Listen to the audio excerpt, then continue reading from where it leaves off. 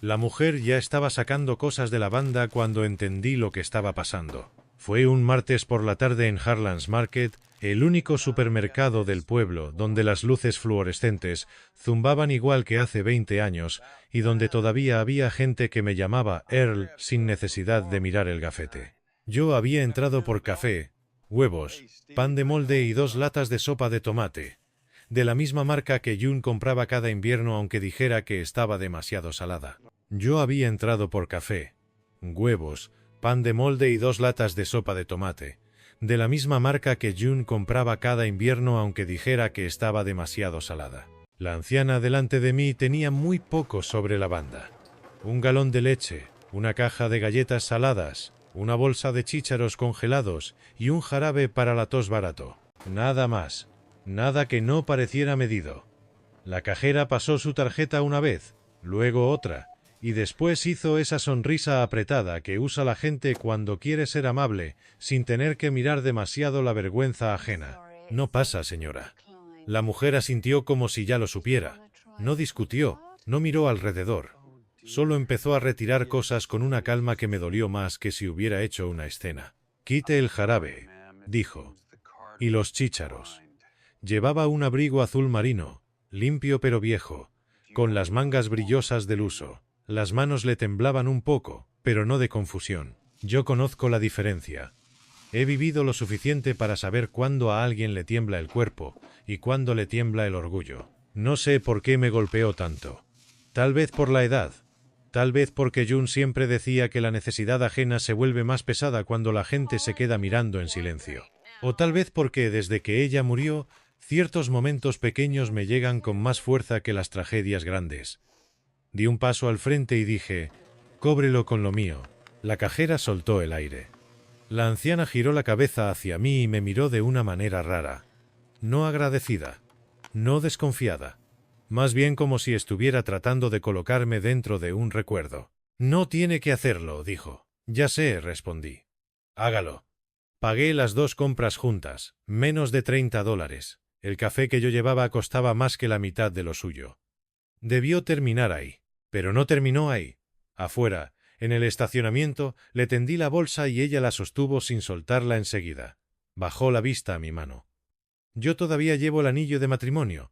Ya no me entra como antes. Los nudillos se me pusieron más gruesos con los años, y el metal se quedó ahí como si también se negara a irse. Sus ojos se movieron del anillo a la tarjeta de la cooperativa que me asomaba del bolsillo de la camisa. Dawson, dijo en voz baja. Asentí. Sus dedos se tensaron sobre la bolsa. Luego se inclinó apenas hacia mí, y habló tan bajo que casi se perdió bajo el ruido de las puertas automáticas y los carros de supermercado. No deje que nadie le cambie las pastillas si usted no ve la caja. La miré sin entender. ¿Cómo dice? Pero ella ya estaba retrocediendo. No parecía confundida. Parecía decidida. Metió el jarabe más al fondo de la bolsa y caminó hacia un Buick viejo estacionado torcido junto al árbol del fondo. Me quedé quieto con mis huevos en una mano y las llaves en la otra, mirando cómo se iba. No era una frase normal. No era el tipo de rareza que uno olvida antes de arrancar el motor. La repetí una vez cuando salí del estacionamiento. Otra cuando doblé en la carretera del condado. Y otra más cuando tomé el camino de grava hacia la casa. No deje que nadie le cambie las pastillas si usted no ve la caja. Me dije a mí mismo que la mujer estaba asustada por sus propios problemas. A nuestra edad, la gente a veces entrega advertencias que en realidad van dirigidas a fantasmas viejos. Pero para cuando llegué a mi terreno, la frase ya no me sonaba ajena. Me sonaba pegada a algo que todavía no podía nombrar. Mi casa está al final de 38 acres que mi padre compró en 1964. Más allá de la curva del arroyo, donde los álamos se inclinan cuando sopla viento del norte y la grava se ablanda después de varios días de lluvia. La misma casa blanca de siempre, el porche que rodea 2 lados, el granero con techo remendado, el lugar donde criamos a Cole, donde enterramos perros, donde June colgaba maíz seco en otoño y encendía la luz de la cocina antes de que cayera la tarde, como si la casa necesitara verlo para acomodarse.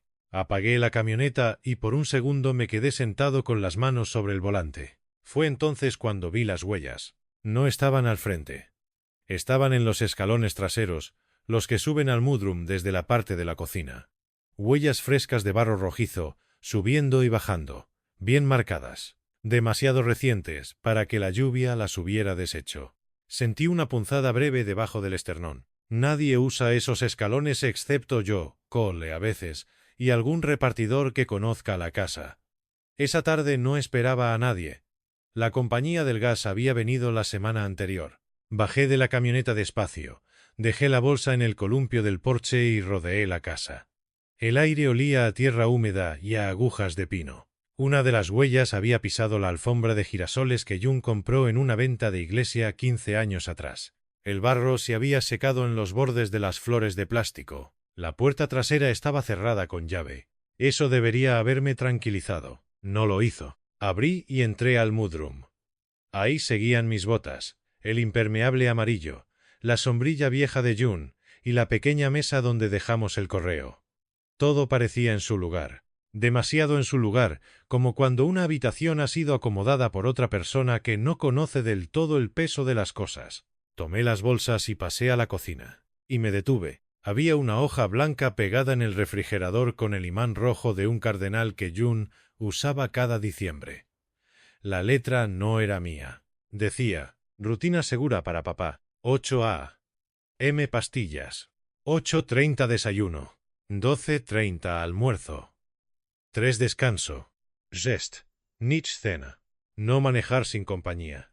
No tomar medicinas extra sin revisar primero. Me quedé mirándola tanto tiempo que el café empezó a enfriarse dentro de la bolsa. Hay insultos que llegan como portazo. Y hay otros que duelen más porque se presentan como si fueran razonables. Esa hoja era de esos. Yo había manejado hasta el pueblo una hora antes. Había comprado mis cosas. Había revisado mi cuenta esa mañana sentado en la misma mesa donde ahora alguien me había dejado instrucciones como si yo fuera un hombre al que se le pudiera olvidar la puerta de entrada o el nombre del día. Dejé las bolsas sobre el mostrador. El frasco de café instantáneo rodó un poco y golpeó el pan. Tomé la hoja del refrigerador y le di vuelta. Nada al reverso. Fue entonces cuando sonó mi teléfono. Cole. Lo dejé vibrar 2 veces antes de contestar. Sí. Hola, papá. ¿Llegaste bien? Miré la hoja en mi mano. ¿Por qué hay una nota en mi refrigerador diciendo que no puedo manejar?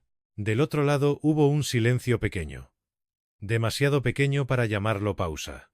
Demasiado largo para ser nada. Ah, eso. Se rió apenas. Iba a comentártelo. Puedes empezar ahora. Pasé más temprano. No estabas. Ya me di cuenta.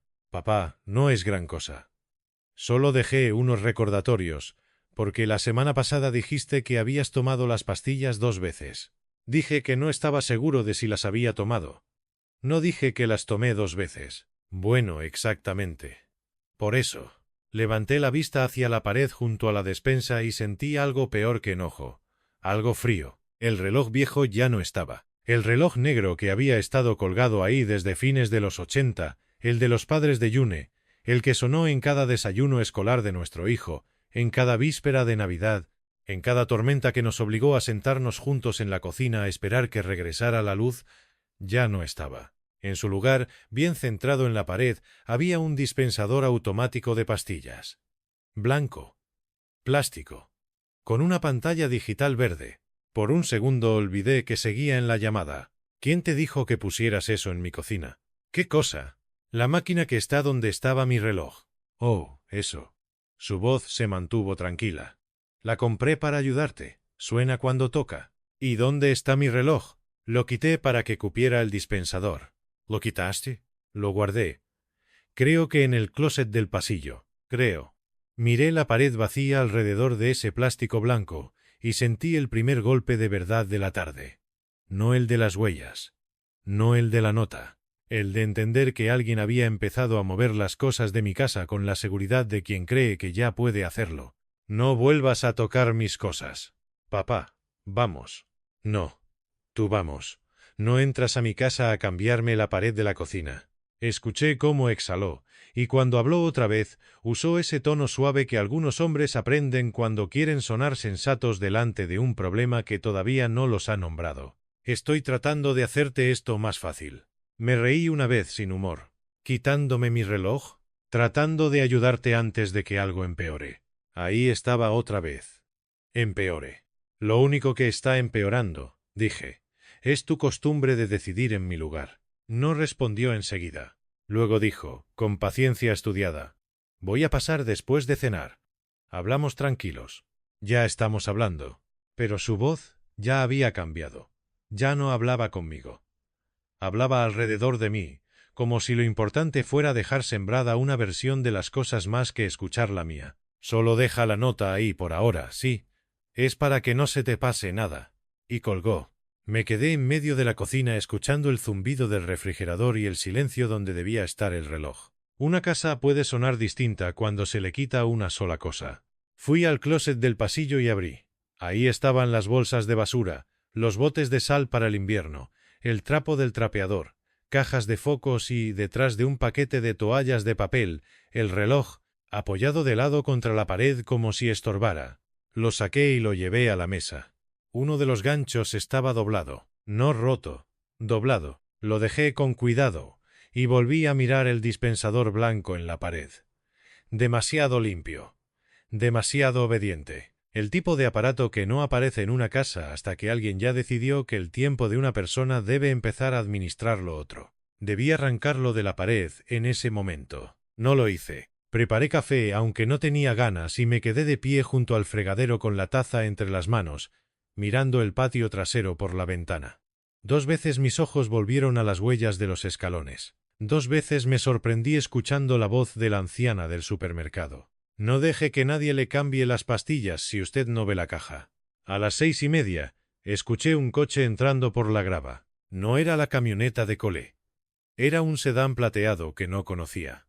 De Lotoso. Se bajó una mujer de unos 50 y tantos, con abrigo bueno, zapatos planos y el cabello tan tirante hacia atrás que parecía parte del uniforme. Abrió el asiento trasero y sacó una bolsa de lona. Unos segundos después entró la camioneta de Cole detrás de ella. Él se bajó sonriendo de esa manera que tienen algunos hombres cuando traen consigo la sensación de que ya explicaron todo antes de llegar. Yo ya estaba junto a la puerta trasera cuando subió los escalones. La abrió sin tocar. Eso me golpeó más de lo que debería haberme golpeado.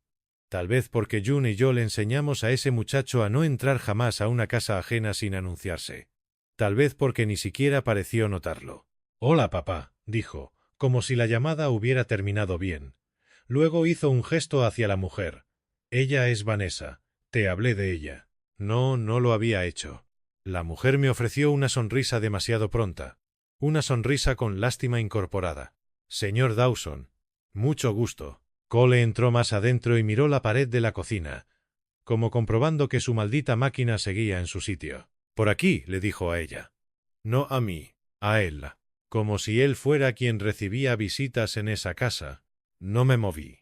Vanessa acomodó la bolsa en su brazo y habló con una voz blanda, profesional, entrenada para no sonar como amenaza, aunque estuviera hecha de amenaza. Su hijo me comentó que quizá le vendría bien un poco de apoyo con la rutina y con el manejo de medicamentos.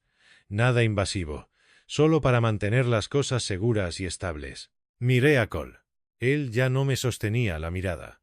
Estaba observando la nota en el refrigerador, la taza sobre el mostrador, el reloj sobre la mesa, haciendo inventario, y en ese instante entendí algo con una claridad tan fea que por un momento casi pareció alivio. La hoja en la nevera no había sido una sugerencia, había sido escenografía. Volví a mirar a la mujer parada en mi mudroom con su bolsa y su sonrisa de oficina, y luego a mi hijo, que la había traído a mi casa antes de que yo siquiera aceptara que existía un problema. Y lo primero que sentí no fue miedo, fue humillación. La humillación seca y amarga de ver, de pronto, cuánto de esto ya había empezado sin mí.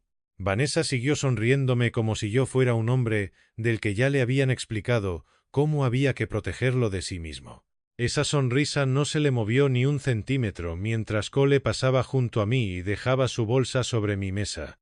La mesa que mi padre había armado con sus propias manos en 1971, cuando yo todavía tenía la espalda buena y June todavía se recogía el pelo con un lápiz mientras freía tocino los domingos.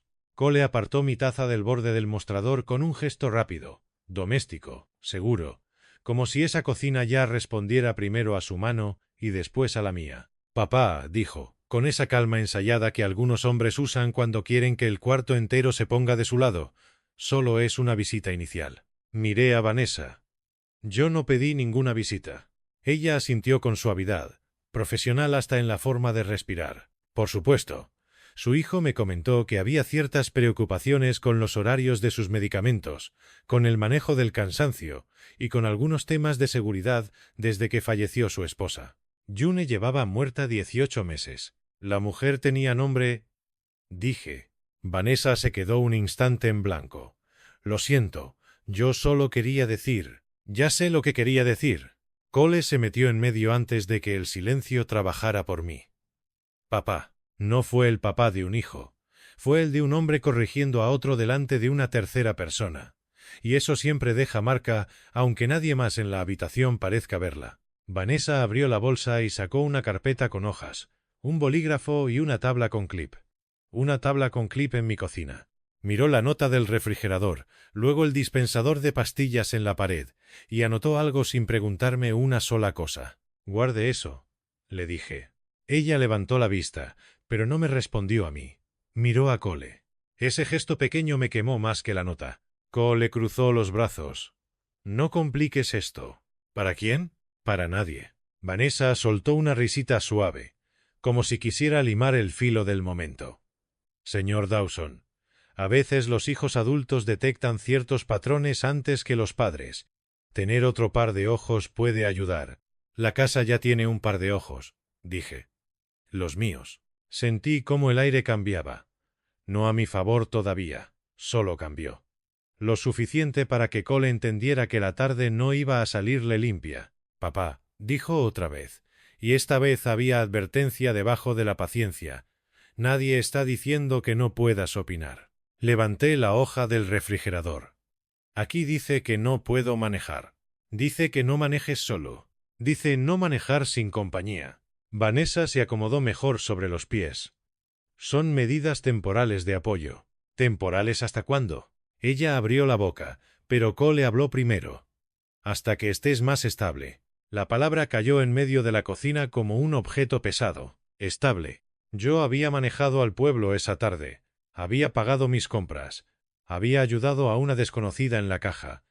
Había vuelto a mi casa. Pero en mi propia cocina, con mi propio hijo y una mujer con portapapeles, de pronto parecía que yo era un hombre al que había que sostenerle el borde del plato. Miré hacia la pared donde estaba el dispensador blanco. Luego hacia el reloj viejo sobre la mesa. El gancho doblado seguía torcido. Lo toqué con 2 dedos. ¿Quién le contó a ella que yo necesitaba esto? Cole se encogió apenas de hombros. Yo. ¿Y qué más le contaste? Nada que no fuera cierto. Entonces dilo aquí. Vanessa se quedó quieta. Cole exhaló por la nariz. Le dije que has estado más cansado, más distraído, que una vez casi duplicaste la dosis de la noche. No la dupliqué. Dijiste que no estabas seguro. Eso no es lo mismo. Papá, ese es exactamente el tipo de diferencia que ya no entiendes como antes. La frase me golpeó en seco. No por el volumen, no por la intención escondida. Me golpeó porque la dijo delante de otra persona, y la dijo de una manera que buscaba dejarla flotando en el aire, lista para ser adoptada por cualquiera que quisiera creerla. Vanessa volvió a escribir. La miré. ¿Qué está anotando? Bajó el bolígrafo. Solo observaciones iniciales. ¿Sobre qué? Sobre el entorno. La dinámica. Las necesidades posibles. La dinámica. Repetí. Cole dio un paso hacia el centro de la cocina. Esto no tiene por qué convertirse en una pelea. No, dije. Solo en un expediente. Eso lo hizo tensarse por primera vez. No mucho. Apenas un endurecimiento en la mandíbula. Lo vi porque yo había visto esa mandíbula apretarse cuando tenía 12 años y escondía un reporte de conducta dentro de la mochila.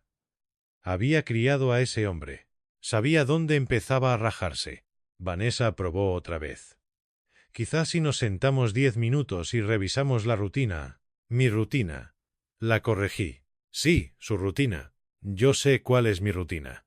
Cole habló por encima de mí. No siempre. Giré hacia él despacio. No vuelvas a hacer eso. Él frunció el ceño. ¿Hacer qué? Responder por mí antes de que yo termine de hablar. Vanessa bajó la vista. No por vergüenza, por incomodidad. Ya estaba viendo más de la cuenta, y yo empecé a entender que eso me servía. Cole metió las manos en los bolsillos. Gesto de hombre controlado. Mira, vamos a hacerlo simple. Vanessa solo vino a ver qué clase de apoyo haría las cosas más fáciles. ¿Para mí o para ti? Para todos. Yo no necesito que me administren el desayuno. No se trata del desayuno. Entonces dime de qué se trata. No me contestó de inmediato. Eso me dijo más que cualquier respuesta. Se quedó mirando la pared. Luego el refrigerador. Luego el reloj sobre la mesa. Como si estuviera calculando cuánto de la escena todavía podía sostener sin decir la verdad. Vanessa también lo miró a él, y en ese instante lo vi claro. Ella no había venido a descubrir nada. Había venido a confirmar una versión que él ya había preparado. ¿Quién más sabe de esto?, pregunté. Cole se pasó la lengua por el interior del labio. Nadie está haciendo un drama. ¿Quién más sabe? Solo algunas personas por si hacía falta apoyo. ¿Qué personas? No respondió. Entonces Vanessa habló, demasiado rápido, como quien intenta ayudar y solo consigue empeorar las cosas. A veces es útil que haya coordinación con el médico de cabecera, con algún contacto pastoral o con un familiar que pueda acompañar el proceso. Me quedé inmóvil. ¿Proceso? Cole cerró los ojos un instante, como si Vanessa hubiera cometido una torpeza menor. Ahí estaba otra vez. Una palabra demasiado grande para una visita inicial. ¿Qué proceso? Repetí. Cole levantó una mano. Todavía no estamos ahí. Todavía. La cocina se me hizo más angosta. Miré la nota del refrigerador, luego el dispensador, luego la tabla con clip, luego a la mujer desconocida hablando de procesos en la casa donde había dormido con June más de 40 años. De pronto todo empezó a verse como una escena ya armada. No una conversación, no una preocupación. Una escenografía de transición. Le dije a Vanessa. Espéreme afuera. Ella miró a Cole. No a mí. A él. Ese detalle fue peor que el resto. Porque no tenía que ver con pastillas ni con seguridad. Tenía que ver con jerarquía. En mi cocina, frente a mi mesa, ella seguía esperando que la autoridad la diera a mi hijo. Cole dio un paso al frente. No. Terminamos esto ahora. Yo no levanté la voz. La señora puede esperar afuera o puede irse. El silencio duró lo suficiente para que Vanessa entendiera que ya no le convenía quedarse en medio. Guardó el bolígrafo, acomodó los papeles y recogió su bolsa. Voy al coche, dijo bajito. Cuando pasó junto a mí, olí algo floral, demasiado limpio, algo que no pertenecía a esa casa. La puerta del mudroom se cerró. Después escuché sus pasos en los escalones traseros, luego el clic de la puerta del sedán. Cole y yo nos quedamos solos en la cocina. Él se frotó la nuca como si yo fuera el que lo estaba desgastando. No era necesario. Traerla tampoco. Estoy intentando ayudarte. Ya cambiaste mi pared, mi cocina y mis reglas. No me hables de ayuda. Se apoyó con una mano en el respaldo de una silla.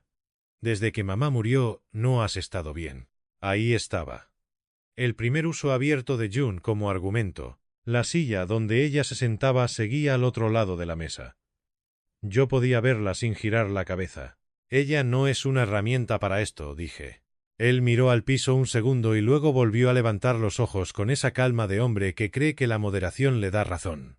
No la estoy usando así. Sí, la estás usando así. Lo que digo es que cambiaste. Claro que cambié. Enterré a mi esposa. No solo eso. La manera en que dijo esas 3 palabras me confirmó algo que hasta ese momento solo me rozaba por los bordes. Esto no se trataba de una máquina, ni de una mujer, ni de una nota. Esto venía de más atrás, de más adentro. Lo miré bien. La forma en que se plantaba en la cocina. La familiaridad con la que se había movido al entrar. El modo en que miraba el espacio como si ya no fuera únicamente mío. De repente la frase de la anciana volvió con más fuerza. No deje que nadie le cambie las pastillas si usted no ve la caja. No era una rareza. Era una advertencia. Cole respiró hondo. El viernes va a haber una reunión. No respondí enseguida. ¿Qué clase de reunión? Solo para hablar. ¿Con quién? Con el doctor Benning. Quizá Pastor Lewis. Nada grave. Quizá Pastor Lewis.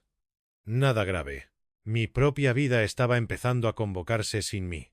¿Y para qué exactamente? Para ver opciones. ¿Opciones de qué? Esta vez sí dudó, no mucho, lo suficiente, de apoyo. ¿Y esas opciones vienen con papeles? Él apartó la vista. Apenas. Un parpadeo largo. Un músculo en la mejilla. Todavía no estamos ahí, repitió. Ese todavía me hizo más daño que cualquier otra cosa de la noche. No porque revelara un plan perfecto. Al contrario. Porque revelaba algo peor. Que ya se habían permitido pensar en un futuro donde yo solo era una firma, una rutina, una administración pendiente. Vete, le dije. Él dejó caer la mano del respaldo de la silla. No voy a dejar esto así. Ya lo dejaste así cuando entraste a mi casa a prepararla antes de hablar conmigo. Papá. Vete. Se quedó ahí un momento más, mirándome con la frustración de un hombre que ya había ensayado una versión más dócil de mi respuesta. Luego fue hacia la puerta, pero antes de cruzarla se volvió. Te estás poniendo a la defensiva porque sabes que no estoy inventando esto. No, le dije. Me estoy poniendo de pie porque ya vi que estás organizando mi caída como si fuera una forma de cariño. No contestó, solo salió.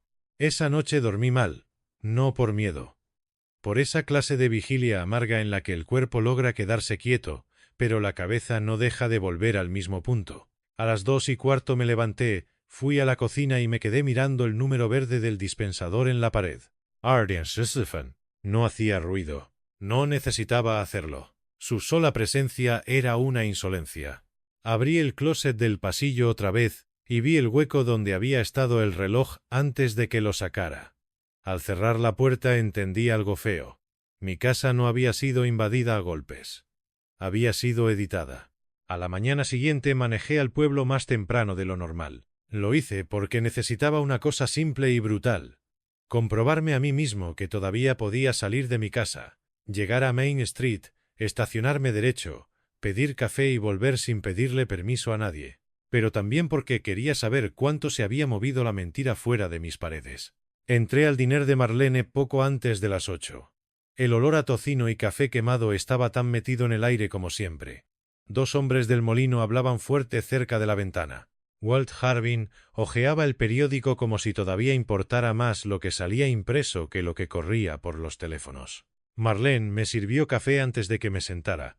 «Lo de siempre, As if I still qualify», dije, y ella soltó una sonrisa sin entender del todo mi tono. Cuando volvió con mis huevos, dejó el plato frente a mí y me miró con una amabilidad rara, demasiado cuidadosa para ser normal. «¿Cómo amaneciste hoy?» «Como alguien que se levantó de la cama», respondí. Ella dudó un segundo. «Cole dijo que has tenido días pesados». «No levanté el tenedor». «¿Días pesados?» «Bueno, ya sabes». Bajó la voz. Un poco de confusión por las tardes, cansancio. Nadie en el local había dejado de hablar. Nadie estaba mirando directamente. Y aún así sentí la humillación completa, pública, nítida. Mi hijo ya me había soltado en el pueblo como un hombre al que había que tratar con cuidado. «Todavía reconozco el tocino cuando lo veo», dije. Marlene se rió por compromiso. «Estoy segura de que solo está preocupado». «Preocupado». Tomé un sorbo de café y me supo a metal. Después fui directo al consultorio del Dr. Benning. La recepcionista, Kelly, me conocía desde hacía años. Me sonrió al verme, pero en cuanto dije que quería hablar con el doctor, su expresión cambió apenas. Ese cambio pequeño que uno no nota si todavía cree que el mundo sigue hablándole claro. «Tu hijo llamó ayer», dijo. «Ah, sí, para confirmar lo del viernes». «¿Lo del viernes qué?» Ella revisó una nota amarilla pegada al escritorio. Su dedo se quedó quieto en una línea. «Consulta familiar sobre cumplimiento de medicación, cambios de ánimo y opciones de supervisión de apoyo». Supervisión de apoyo. Las palabras limpias siempre esconden la suciedad en otro lado. ¿Yo pedí eso? No exactamente, pero ¿el doctor dijo que yo necesitaba supervisión? Kelly miró hacia el pasillo. «Sería mejor que hablaras con él». Me senté a esperar y en esos 40 minutos vi suficiente para entender el tamaño del asunto. Una enfermera salió con un expediente, leyó el nombre Dawson, me vio sentado y volvió a entrar sin llamarme. Kelly respondió una llamada. Bajó la voz cuando mencionó Friday y Family Consult. Un hombre de chaqueta marrón salió del consultorio y me dedicó esa mirada breve y compasiva que la gente te da cuando cree que tú todavía no sabes algo sobre ti mismo. Cuando por fin entré con el doctor Benning, él tenía esa expresión de quien ya eligió palabras blandas antes de que uno siquiera se siente. Me preguntó por el sueño, por el apetito, por cómo me estaba sintiendo desde la muerte de June, por la conducción, por la organización de mis medicamentos. No parecía un examen. Parecía una estructura. Al final le pregunté, sin rodeos. ¿Mi hijo le dijo que estoy perdiendo la cabeza? El doctor juntó las manos sobre el escritorio. Nadie lo planteó de esa manera. Me levanté. Eso bastaba. Salí de ahí sin despedirme demasiado. Cuando regresé a la casa, el sedán plateado estaba otra vez en la entrada. Estacioné detrás. La grava crujió fuerte bajo las llantas y aún así nadie salió a recibirme. Entré por atrás. El mudroom olía otra vez a crema floral, a algo limpio y ajeno. Vanessa estaba en mi cocina con una libreta legal abierta sobre el mostrador. No una tabla con clip esta vez. Una libreta. Ya no venía a observar. Venía a trabajar. Señor Dawson, dijo, enderezándose. No sabíamos que iba a volver tan pronto. Nosotros. Sobre mi mostrador había una bandeja plástica dividida por horarios. Mañana. Mediodía. Noche. Antes de dormir. Mis frascos de medicina estaban alineados al lado, demasiado ordenados, demasiado visibles, como si estuvieran armando una demostración. ¿Dónde está mi hijo? Salió a hacer una llamada. Está organizando algunas cosas antes del viernes. ¿Organizando? Ella apretó los dedos sobre la libreta. Coordinando. Fui directo al mostrador y tomé uno de mis frascos. Algo estaba mal antes incluso de abrirlo. Pesaba distinto. Le quité la tapa. Las pastillas estaban ahí, sí, pero en una cantidad que no cuadraba con la fecha de la receta. Abrí otro frasco, luego otro. En la bandeja plástica había compartimentos llenos sin etiqueta farmacéutica, solo con una caligrafía azul sobre stickers blancos. Noje. Tarde. La voz de Vanessa me llegó desde algún punto detrás de mi hombro. Estamos simplificando para evitar errores. Giré hacia ella despacio. ¿Quién decidió que había errores? Su hijo estaba preocupado por algunas confusiones. ¿Quién llenó esto? No contestó. Volví a la bandeja, saqué una de las pastillas del compartimento marcado noche y la puse sobre la palma de mi mano. No era la misma forma, no era el mismo color, no era la misma maldita pastilla. La llevé al baño de mi cuarto y abrí el botiquín. Detrás del rastrillo y de un paquete de gasas había 2 frascos más, uno medio vacío, otro con tapa distinta. Más abajo una bolsa de farmacia de Millersburg. Yo nunca he surtido una receta en Millersburg. Saqué todo y lo alineé sobre el lavabo. Etiquetas, fechas, lotes, tapas, colores. Lo vi completo en un solo golpe y sentí que el cuarto se encogía. No porque estuviera confundido, porque ya no lo estaba. La anciana del supermercado volvió a mí con una nitidez brutal. No deje que nadie le cambie las pastillas si usted no ve la caja. Vanessa estaba ahora en la puerta del baño, sin atreverse a entrar del todo. Puede parecer diferente porque está organizado por horarios, dijo, y hasta ella escuchó lo débil que sonó. Levanté entre tus dedos la tableta equivocada. Esto no salió de mi farmacia. Su cara perdió color. Explíqueme cómo una medicina que no reconozco terminó en mi casa mientras ustedes preparan una reunión sobre mi capacidad para manejar mis propias cosas.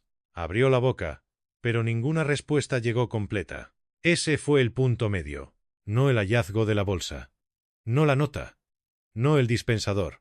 Ese instante exacto en que vi las pastillas distintas en mi mano y entendí que si me dejaba llevar un poco más, si tragaba lo que me acomodaran unos días más, si llegaba cansado, lento, turbio a la reunión del viernes, la conversación ya estaría perdida antes de empezar. No era una reunión, era una entrega. Volví a la cocina con todos los frascos, la bandeja, la bolsa de Millersburg y la libreta legal de Vanessa. Lo puse todo sobre la mesa del comedor, justo debajo de la lámpara que June eligió de un catálogo en 1994. Cuando Cole entró por la puerta trasera y vio la mesa, se quedó quieto. Solo un segundo.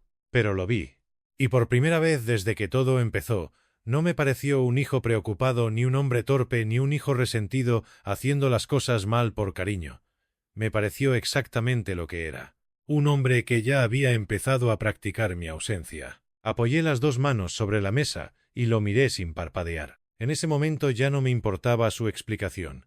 Ya no me importaban sus palabras suaves, ni las del médico, ni las del pastor, ni las del banco, ni las de la mujer con la libreta. Solo sabía una cosa. Yo no iba a llegar al viernes como el anciano confundido que ellos ya habían preparado. El viernes amaneció gris, con ese cielo bajo que hace que los campos parezcan más cansados de lo que están. Yo llevaba despierto desde antes de las 5. No porque hubiera dormido bien. Porque hay mañanas en que un hombre sabe que el día va a venir por él, descanse o no. Me afeité despacio, me puse una camisa limpia de botones y el cinturón bueno que June me regaló en la feria del condado cuando Cole todavía tenía 17 años y creía que la vida le debía admiración antes de haber hecho nada para merecerla. Luego, acomodé todo sobre la mesa del comedor. No con rabia, con orden. Los frascos de Palmer Drugs. La bandeja plástica con compartimentos. La bolsa de farmacia de Millersburg. La hoja de la nevera. Una libreta amarilla donde apunté fechas, horas y quién había entrado en mi casa cada día. Mi teléfono cargado. El dispensador blanco desenchufado sobre el aparador, debajo del reloj viejo que ya estaba otra vez en la pared de la cocina, ligeramente inclinado porque el gancho seguía doblado. A las 8:20 preparé café. A las 8:45 saqué las llaves de mi camioneta y las dejé sobre el mostrador, a plena vista. A las 8:58 escuché neumáticos sobre la grava. Primero la camioneta de Cole. Luego el Buick del pastor Lewis. Después el sedán del Dr. Benning. Y al final otro coche más pequeño.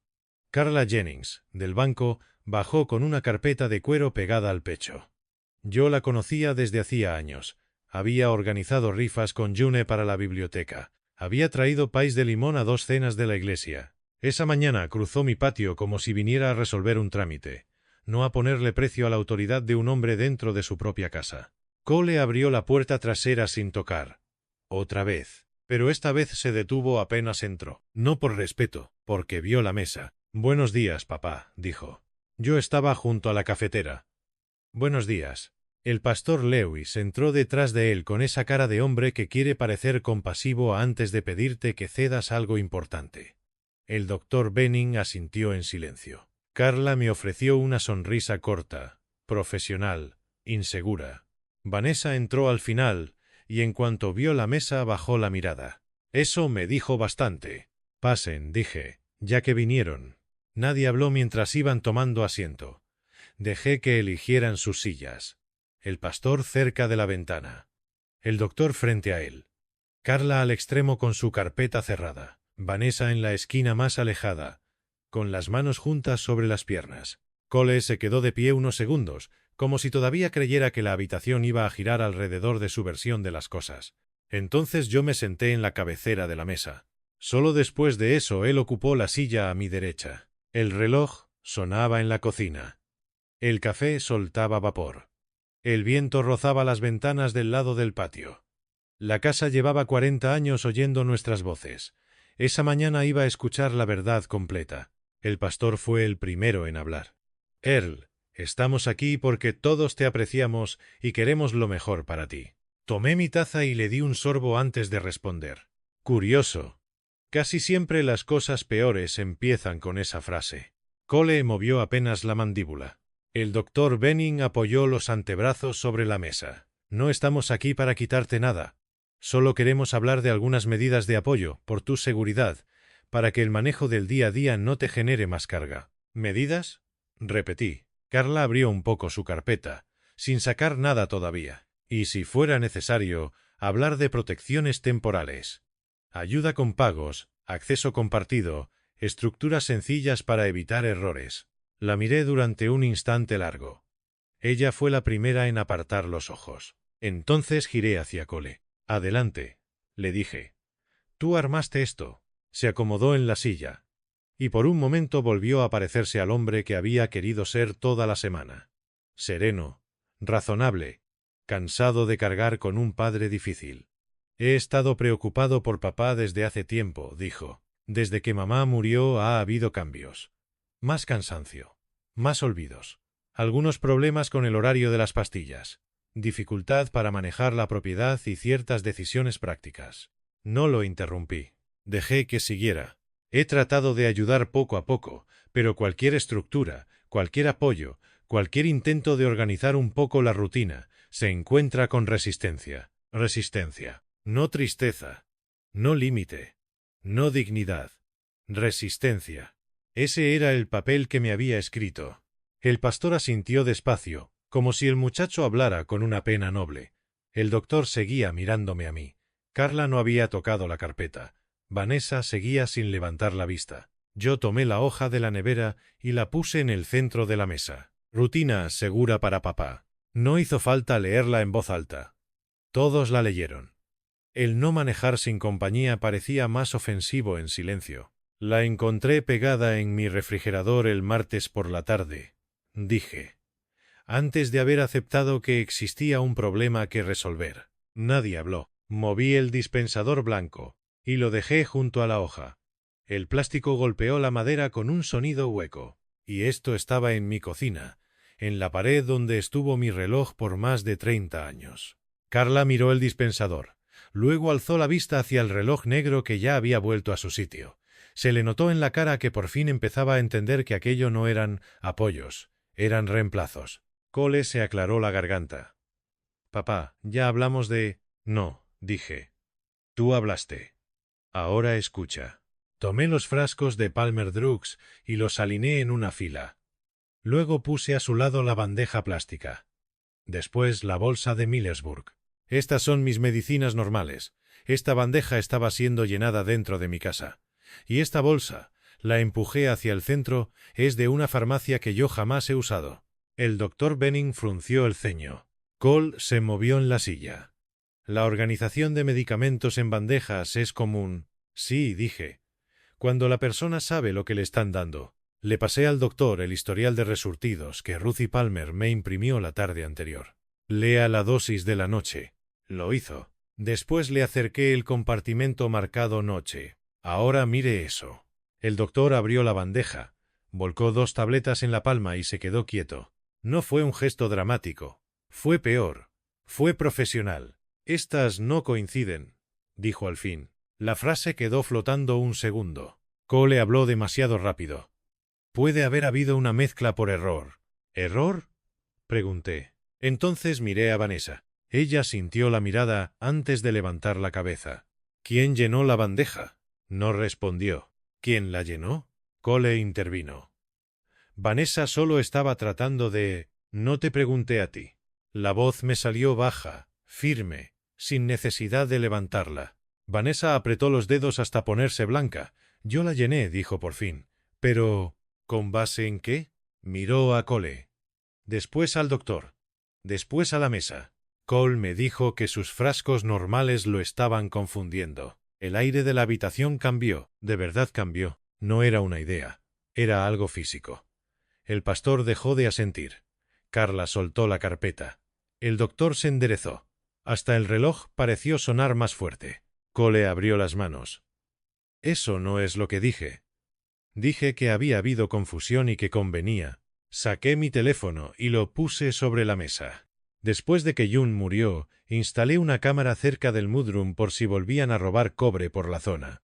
Casi la olvido. Hasta que vi huellas en mis escalones. Busqué el video y giré el teléfono para que todos pudieran verlo. Ahí estaba la parte trasera de la casa bajo la luz de la tarde del martes. Vanessa subiendo con su bolsa. Cole detrás. Cole sacando una llave. Los dos entrando. Más tarde Vanessa saliendo sola. Luego Cole otra vez. Otra entrada. Otra salida. Todo sin mi permiso. Todo antes de la visita inicial. Lo dejé correr una vez. Luego otra. Nadie dijo nada. Cole fue el primero en intentarlo. Eso solo prueba que estábamos adelantando una solución. En mi casa, dije. Sin mi consentimiento.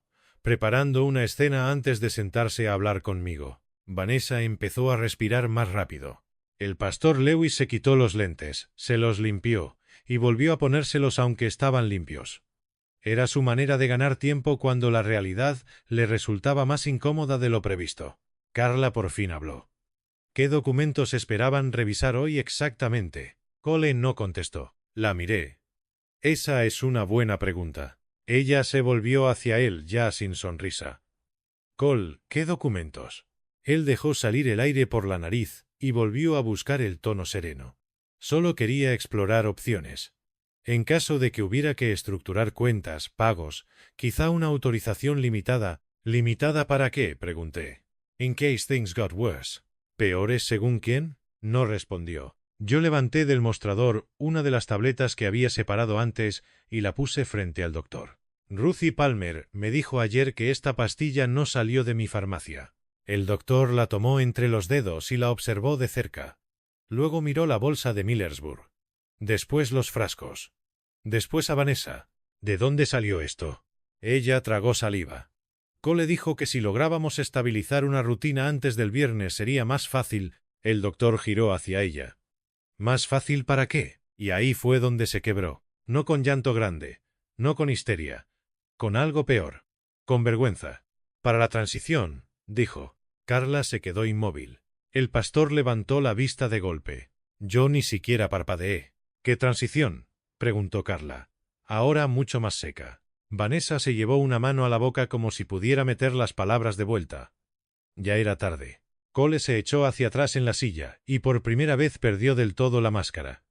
Lo están haciendo sonar como algo monstruoso, dijo. Yo solo estaba tratando de evitar que todo esto se descontrole. ¿Todo esto?, repetí. ¿Mi vida? Esta propiedad, las cuentas, tu seguridad. No, le dije. Lo que querías evitar era que yo siguiera siendo el único dueño de mis propias decisiones. El pastor Lewis habló al fin, pero ya no sonó compasivo. Sonó inquieto. Cole, ¿tú nos trajiste aquí para una conversación familiar o para validar algo que ya estabas poniendo en marcha? Cole se volvió hacia él con frustración. No entiendes. Él no ve cómo está. Nunca ha sabido parar. Siempre ha tenido que controlar todo hasta que se le cae encima. Y por eso decidiste empezar a controlarlo tú, dije. El doctor Benning dejó la tableta sobre la mesa con muchísimo cuidado. Si hubo reorganización de medicamentos sin consentimiento del paciente, mientras se preparaba una posible discusión sobre capacidad o control financiero, esto deja de ser apoyo. Esto es manipulación. La palabra cayó donde tenía que caer. Manipulación. Cole apretó la mandíbula. Yo no iba a hacerle daño. Pero sí ibas a hacerle parecer algo que no era, dijo el doctor. Carla cerró la carpeta. Ya no del modo de quien pospone un trámite. Del modo de quien se niega a tocar algo contaminado. El banco no va a hablar de ninguna autorización compartida, acceso adicional ni estructura de pagos con nadie que no sea el señor Dawson, dijo. Y visto esto, cualquier intento en ese sentido tendría que revisarse con muchísimo cuidado. Miré a Carla, y asentí una vez. No por gratitud, por registro. Cole giró hacia ella con desesperación contenida. Carla, sabes que yo solo... Yo sé, lo cortó ella, que me trajiste aquí a la casa de tu padre sin decirme que ya estaban modificando medicación ni preparando una rutina por adelantado. El pastor Lewis volvió a quitarse los lentes. Esta vez no se los puso enseguida. Earl, dijo, y su voz tenía ahora el peso feo de quien descubre su propia cobardía. Yo debí haber hablado contigo a solas primero. Sí, respondí. Debiste. No le di alivio. No le di una salida cómoda. Quería que esa frase se le quedara adentro el tiempo suficiente para hacerle daño. Vanessa se secó la cara con los dedos. Yo pensé que solo estaba ayudando. Me dijo que usted se equivocaba seguido, que ocultaba cosas, que se negaba a aceptar cómo iba empeorando todo. La miré. Y aún así, entraste en mi casa a mover medicinas y a escribir reglas en mi nevera. Se le llenaron los ojos otra vez. Bajó la cabeza. No discutió. Ese también era un precio. No el mayor, pero uno real. Cole se puso de pie tan de golpe que la silla rechinó. Esto es absurdo. No, dije. Esto es visible. Me señaló con un dedo tembloroso.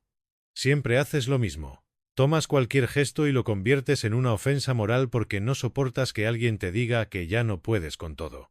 Yo seguí sentado. Eso lo enfureció más. porque él necesitaba que yo me descompusiera un poco. Aunque fuera solo un poco. Necesitaba verme rabioso, incoherente, viejo, pero yo estaba ahí, con el café servido, el reloj sonando, las pruebas alineadas y mi voz en su sitio.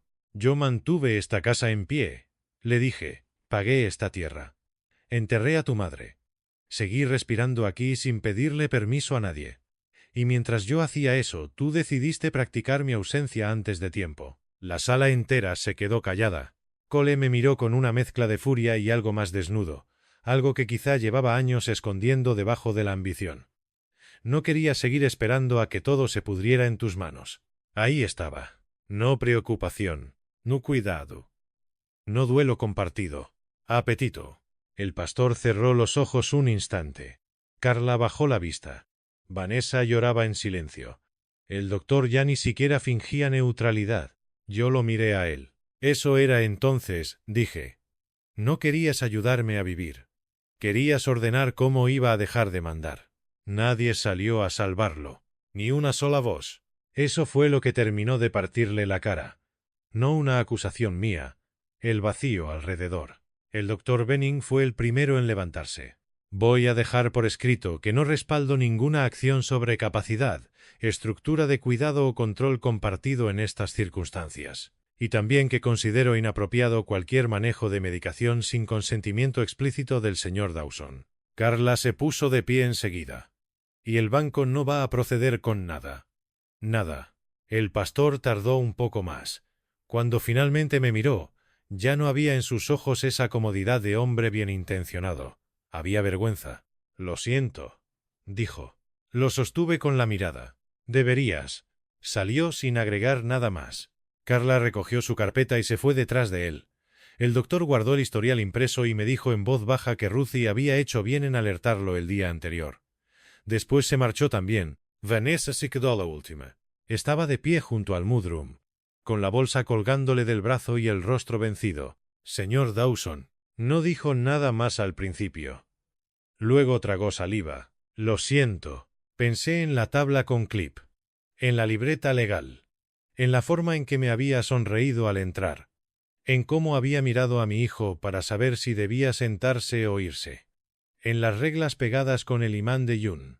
Sí, dije. Debería. Eso fue todo. Ella se fue. Entonces quedamos solos Cole y yo. El silencio después de los motores alejándose fue más pesado que cualquier grito. La casa parecía escuchar con más atención que nosotros. Cole seguía de pie junto a su silla. Había perdido algo en la cara. No dignidad, porque para perderla primero hay que tenerla entera. Había perdido el andamio. La estructura de gente respetable que lo hacía sonar razonable. ¿Y ya? Dijo. ¿Eso era? ¿Humillarme delante de todos? Casi sonreí, pero no lo hice. Eso, le dije, fue impedir que me humillaras tú delante de ellos. Se pasó una mano por el pelo, frustrado, cansado, todavía buscando una salida donde yo me viera cruel y él equivocado solo por exceso de amor. No entiendes lo que es cargar con alguien así. Lo miré largo. Alguien así. No corrigió la frase. Eso me bastó. Se giró hacia la puerta. Una cosa más, dije. Se detuvo sin darse vuelta. Extendí la mano. Mileve. Se quedó quieto. No la tengo. Mentira automática. Mala señal siempre. Mantuve la mano extendida. No dije una palabra más. Pasaron 3 segundos. Tal vez 4. Luego metió la mano en el bolsillo de la chamarra y dejó la llave de repuesto en mi palma. Todavía estaba tibia. La cerré despacio sobre el metal. Esa fue la restitución más exacta de toda la mañana. No la disculpa del pastor. No la retirada del banco. No el dictamen del médico. La leu. Porque él había entrado sin tocar. Había caminado por mi cocina como si ya estuviera de este lado de mi vida. Y ahora la llave volvía a mí delante de la misma mesa donde había intentado convertirme en un hombre administrable. Cole me sostuvo la mirada un instante más. No encontró nada ahí que le sirviera. Se fue por la puerta trasera y la cerró sin azotarla. Yo me quedé sentado un rato largo. Luego me levanté y empecé a devolverle la forma a mi casa. Llevé el dispensador blanco al bote de basura del porche lateral y lo dejé caer encima de cajas vacías y periódico del domingo. Sonó liviano. Más liviano de lo que parecía cuando estaba en mi pared. Volví adentro, tomé la hoja del refrigerador y la puse sobre la mesa. Rutina segura para papá. La miré una última vez. Luego la rompí por la mitad. Después otra vez, y otra. Dejé los pedazos en la basura, justo encima del dispensador. Más tarde guardé los frascos correctos en su lugar. Separé los demás en una caja aparte y la dejé en el armario del pasillo. Algunas cosas siguen siendo familia y aún así necesitan convertirse en registro. Yo ya decidiría después qué más hacer con eso. Por primera vez en toda la semana no tenía ninguna prisa. Cuando terminé, hice café nuevo y freí tocino. La cocina empezó a oler otra vez a algo honesto. Puse huevos en el sartén. Los dejé al punto que me gustaban a mí, no al punto que una hoja azul hubiera marcado en la nevera. Y tosté pan. Llevé el plato a la mesa. Mis llaves estaban junto al azucarero. El reloj sonaba en la pared. La puerta trasera seguía cerrada hasta que yo decidiera abrirla. La silla de June estaba vacía enfrente de mí. Esa parte no se restauró. Hay cosas que la verdad recupera y cosas que solo deja más claras. Me senté con mi café y miré esa silla durante un rato. Luego miré la luz entrando por la ventana sobre el fregadero. Caía en una franja tibia sobre el piso de madera, justo donde June solía quedarse parada los domingos por la mañana, con la taza en una mano y el paño de cocina en la otra, decidiendo si primero limpiaba o primero se sentaba. La casa volvió a sentirse mía. No inocente, no intacta, pero mía. Y a cierta edad, supongo que eso es una forma profunda de justicia. No ganar con ruido.